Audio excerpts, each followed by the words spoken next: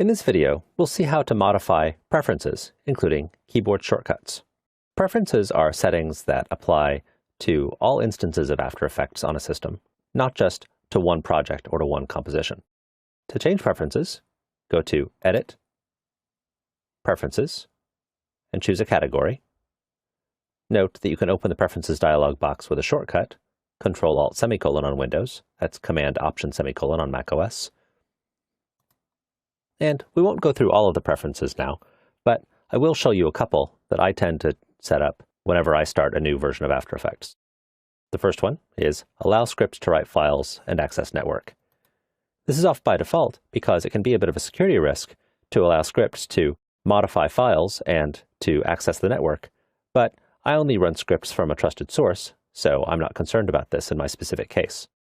I also tend to turn on autosave, so I'll go here and check Automatically Save Projects, save every 20 minutes, and I'll tell After Effects to keep 10 versions around.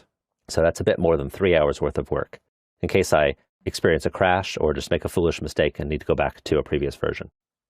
I'll click General again, just to show this button here, Reveal Preferences in Explorer.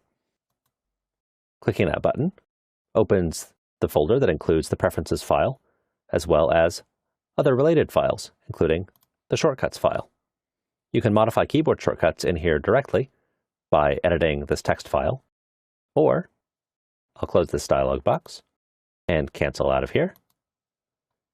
You can go to Help, Keyboard Shortcuts, and the After Effects help document on keyboard shortcuts opens. And you can go down to Modify Keyboard Shortcuts and find a script provided by Adobe that allows you to modify keyboard shortcuts with a more friendly user interface. I'll click the link, and it takes me to the After Effects Exchange. And you can download this script package and install the keyed up script with which you can modify keyboard shortcuts more easily. I'll switch back to After Effects. One thing to keep in mind about preferences, including keyboard shortcuts, is that they're saved with an individual user account. So if you make changes to preferences in your user account, someone else on the same computer system using a different user account won't have their preferences modified. But this also means that since preferences aren't stored with the project, that you can't move a project from one computer to another and expect the preferences to come along with it.